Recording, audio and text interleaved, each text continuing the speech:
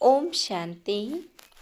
शिव बाबा याद हैं 8 अप्रैल 2024। मधुर मुरली। आज बाबा हम बच्चों के लिए विशेष क्या कहे हैं। एक नज़र मुख्य पॉइंट पे शिव बाबा कहते हैं, मुझे याद करो तो पाप भस्म विनाश होंगे। इसको योग अग्नि कहा जाता है।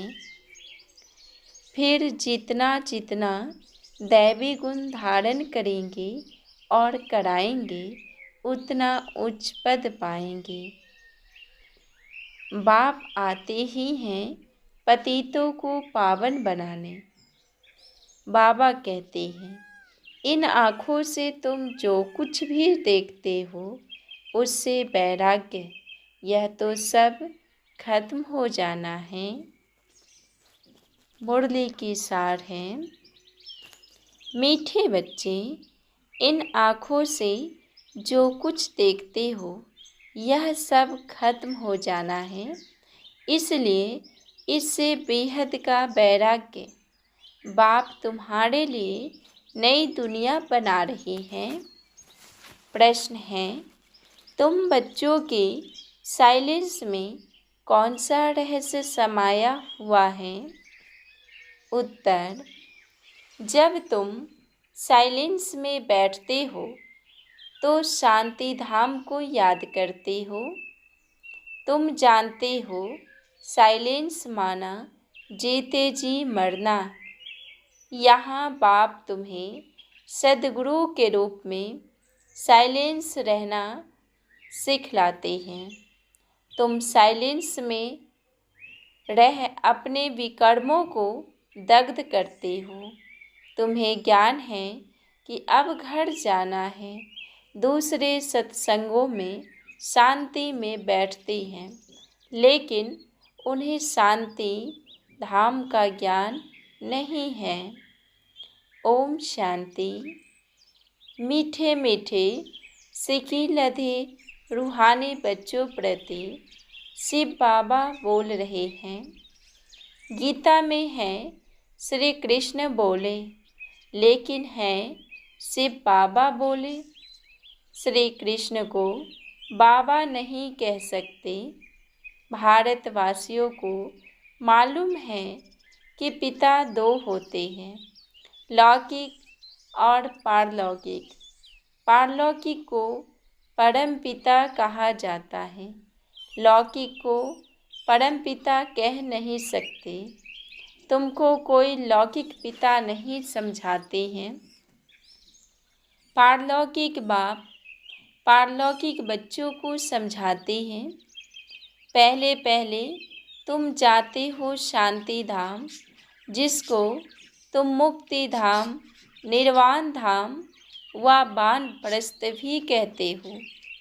अब बाप कहते हैं, बच्चे अब जाना है शांति धाम। सिर्फ उनको ही कहा जाता है टावर ऑफ साइलेंस। यहाँ बैठे हुए पहले पहले शांति में बैठना है। कोई भी सत्संग में पहले पहले शांति में बैठते हैं, परंतु उन्हों को शांति धाम का ज्ञान नहीं है। बच्चे जानते हैं हम आत्माओं को इस पुराने शरीर को छोड़ घर जाना है। कोई भी समय शरीर छूट जाए, इसलिए अब बाप जो पढ़ाते हैं वह अच्छी रीति पढ़ना है। वह सुप्रीम टीचर भी है, सद्गति दाता गुरु भी है। उनसे योग लगाना है। यह एक ही तीनों सर्विस करते हैं। ऐसे और कोई एक तीनों ही सर्विस नहीं कर सकते। यह एक बाप साइलेंस भी सिखलाते हैं। जीते जी मरने को साइलेंस कहा जाता है। तुम जानते हो हमको अब शांति धाम घर में जाना है।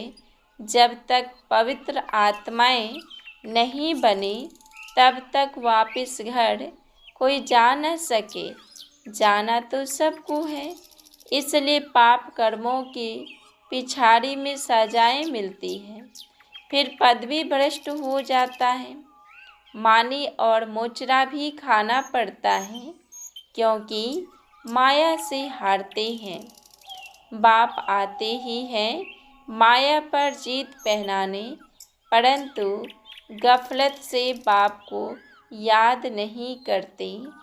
यहाँ तो एक बाप को ही याद करना है। भक्ति मार्ग में भी बहुत भटकते हैं। जिसको माथा टेकते उनको जानते नहीं। बाप आकर भटकने से छुड़ा देते हैं। समझाया जाता है ज्ञान है दिन, भक्ति है रात। रात को ही धक्का खाया जाता है। ज्ञान से दिन अर्थात सतयुग त्रेता, भक्ति माना रात, द्वापर कलयुग। यह है सारे ड्रामा की ड्यूरेशन। आधा समय दिन, आधा समय रात। प्रजापिता ब्रह्मा कुमार कुमारियों का दिन और रात, यह बेहद की बात है। बेहद का बाप बेहद के संगम पर आते हैं, इसलिए कहा जाता है शिवरात्रि। मनुष्य यह नहीं समझते कि शिवरात्रि किसको कहा जाता है। तुम्हारे सिवाय एक भी शिवरात्रि के महत्व को नहीं जानता, क्योंकि यह है बीज। जब रात पूरी हो दिन शुरू होता है, इसको कहा जाता है पुरुषोत्तम संगम युग। पुरानी दुनिया और फिर नई दुनिया का बीज बाप आते भी हैं। पुरुषोत्तम संगम युग ऐसे नहीं, युगे युगे सतयुग त्रेता का संगम, उसे भी संगम युग कह देते हैं। बाबा कहते हैं यह भूल है। शिव बाबा कहते हैं मुझे याद करो तो पाप विनाश होंगे। इसको योग अग्नि कहा जाता है। तुम सब ब्राह्मण हो, योग सिखाते हो पवित्र होने लिए। वे ब्राह्मण लोग काम चिता पर चढ़ाते हैं। उन ब्राह्मणों और तुम ब्राह्मणों में रात दिन का फर्क है। वह है कुख वंशावली, तुम हो मुख वंशावली। हर एक बात अच्छी रीति समझने की है। यूँ तो कोई भी आते हैं उसको समझाया जाता है बेहद के बाप को याद करो तो विकर्म विनाश होंगे और बेहद के बाप का वर्षा मिलेगा। फिर जितना जितना दैवी गुण धारण करेंगे और कराएंगे, उतना उच्च पद पाएंगे। बाप आते ही हैं पतितों को पावन बनाने, तो तुमको भी यह सर्विस करनी है। पतित तो सभी हैं, गुरु लोग किसको भी पावन कर न सके। पतित पावन नाम शिव बाबा का है। वह आते भी यहाँ हैं जब सभी पूरे पतित बन जाते हैं। ड्रामा के प्लान अनुसार जब बाप आते हैं, पहले पहले तो बच्चों को अल्प समझाते हैं। मुझे याद करो, तुम कहते हो ना, वह पतित पावन है। रूहानी बाप को कहा जाता है पतित पावन। कहते हैं हे भगवान अथवा हे बाबा, परंतु परिचय किसको भी नहीं। अभी तुम संगम वासियों को परिचय मिला है, वह है नरकवासी। तुम नरकवासी नहीं हो। हाँ, अगर कोई हार खाता है तो एकदम गिर पड़ती है कि कमाई चट हो जाती है। मूल बात है पतित से पावन होने की। यह है ही विशेष दुनिया, वह है वाइसलेस दुनिया, नई दुनिया जहाँ देवताएं राज्य करते। अभी तुम बच्चों को मालूम पड़ा है, पहले पहले देवता ही सबसे जास्ती जन्म लेते हैं। उसमें भी जो पहले पहले सूर्यवंशी हैं वह पहले आते हैं। 21 पीढ़ी वर्षा पाते हैं। कितना बेहद का वर्षा, पवित्रता, सुख, शांति का। सत्य को पूरा सुखधाम कहा जाता है। त्रेता है सेमी, क्योंकि 2 कला कम हो जाती है। कला कम होने से रोशनी कम हो जाती है। चंद्रमा की भी कला कम होने से रोशनी कम हो जाती है। आखिरी बाकी लकीर जाकर बचती है। नील नहीं होता है, तुम्हारा भी ऐसे है। नील नहीं होते, इसको कहा जाता है आटे में नमक। गायन भी है शिव भगवानुवाच, माताएं स्वर्ग का द्वार खोलती है, इसलिए वंदे मातरम गाया जाता है। वंदे मातरम तो अंडरस्टूड पिता भी है। बाप माताओं की महिमा को बढ़ाते हैं। पहले लक्ष्मी पीछे नारायण, यहाँ फिर पहले मिस्टर पीछे मिसेज, ड्रामा का राज ऐसा बना हुआ है। बाप रचयिता पहले अपना परिचय देते हैं। एक है हद का लौकिक बाप, दूसरा है बेहद का पारलौकिक बाप।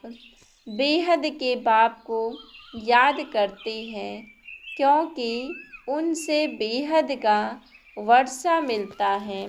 बेहद का वर्षा मिलते हुए भी बेहद के बाप को याद करते हैं। बाबा आप आएंगे तो हम और संग तोड़ एक आपसे ही जोड़ेंगे। यह किसने कहा? आत्मा ने। आत्मा ही इन ऑर्गन्स द्वारा पार्ट बजाती है। हर एक आत्मा जैसे जैसे कर्म करती है ऐसे ऐसे जन्म लेती है। साहूकार गरीब बनते हैं, कर्म है ना। यह लक्ष्मी नारायण विश्व के मालिक हैं। इन्होंने क्या किया यह तो तुम जानते हो और तुम ही समझा सकते हो। बाबा कहते हैं इन आँखों से तुम जो कुछ भी देखते हो उससे वैराग्य, यह तो सब खत्म हो जाना है। नया मकान बनाते हैं तो फिर पुराने से वैराग्य हो जाता है। बच्चे कहेंगे बाबा ने नया मकान बनाया है, हम उसमें जाएंगे। यह पुराना मकान तो टूट फूट जाएगा। यह है बेहद की बात। बच्चे जानते हैं बाप आया हुआ है स्वर्ग की स्थापना करने। यह पुरानी छी दुनिया है। तुम बच्चे अभी 3 मूर्ति शिव के आगे बैठे हो। तुम विजय पहनते हो। वास्तव में तुम्हारा यह 3 मूर्ति कोट ऑफ आर्म्स है। तुम ब्राह्मणों का यह कुल सबसे ऊंचा है, छोटी है। यह राजाई स्थापन हो रही है। इस कोट ऑफ आर्म्स को तुम ब्राह्मण ही जानते हो। शिव बाबा हमको ब्रह्मा द्वारा पढ़ाते हैं। देवी देवता बनाने के लिए जब फिर तुम देवता बनते हो तो आत्मा भी पवित्र, शरीर भी पवित्र नया मिलता है। इस समय तुम महिमा लायक हो। वंदे मातरम गाया जाता है। माताओं की सेना ने क्या किया, माताओं ने भी श्रीमत पर ज्ञान दिया। माताएं सबको श्रीमत का ज्ञान देती है। माताएं सबको ज्ञान अमृत पिलाती है। यथार्थ रीति तुम ही समझते हो। शास्त्रों में तो बहुत कहानियाँ लिखी हुई है, वह बैठकर सुनाते हैं। तुम सत्य सत्य करते रहते हो। तुम यह बैठकर सुनाओ तो सत्य सत्य कहेंगे। अभी तो तुम सत्य सत्य कहेंगे। मनुष्य तो ऐसे पत्थर बुद्धि हैं जो सत्य सत्य कहते रहते हैं। गायन भी है पत्थर बुद्धि और पारस बुद्धि। पारस बुद्धि माना पारसनाथ। नेपाल में कहते हैं पारसनाथ का चित्र है। पारसपुरी का नाथ यह लक्ष्मी नारायण है। उन्हों की डिनास्टी है। अब मूल बात है रचयिता और रचना के राज को जानना, जिनके लिए ऋषि मुनि भी नेति नेति करते आए हैं। अभी तुम बाप द्वारा सब कुछ जानते हो, अर्थात आस्तिक बनते हो। माया रावण नास्तिक बनाती है। अच्छा, मीठे मीठे सिकी लधे बच्चों प्रति माता पिता बाप दादा का याद प्यार और गुड मॉर्निंग। रूहानी बाप की रूहानी बच्चों को नमस्ते। रूहानी बच्चों की रूहानी बाप दादा को नमस्ते नमस्ते नमस्ते। मीठे बाबा। धारणा के लिए मुख्य सार। फर्स्ट पॉइंट, सदा स्मृति रहे कि हम ब्रह्मा मुख वंशावली ब्राह्मण हैं। हमारा सबसे उच्च कुल है। हमें पवित्र बनना और बनाना है। पतित पावन बाप का मददगार बनना है। सेकंड पॉइंट, याद में कभी गफलत नहीं करना है। दे अभिमान के कारण ही माया याद में विघ्न डालती है। इसलिए पहले दे अभिमान को छोड़ना है। योग अग्नि द्वारा पाप नाश करने हैं। वरदान, साधनों की प्रवृत्ति में रहते कमल फूल समान न्यारे और प्यारे रहने वाले बेहद के बैरागी भवा। साधन मिले हैं तो उन्हें बड़े दिल से यूज करो। यह साधन है ही आपके लिए, लेकिन साधना को मर्ज नहीं करो। पूरा बैलेंस हो। साधन बुरे नहीं हैं। साधन तो आपके कर्म का योग का फल है, लेकिन साधन की प्रवृत्ति में रहते कमल पुष्प समान न्यारे और बाप के प्यारे बनो। यूज करते हुए उन्हों के प्रभाव में नहीं आओ। साधनों में बेहद की वैराग्य वृत्ति मर्ज ना हो। पहले स्वयं में इसे इमर्ज करो, फिर विश्व में वायुमंडल फैलाओ। स्लोगन, परेशान को अपनी शान में स्थित कर देना ही सबसे अच्छी सेवा है। ओम शांति।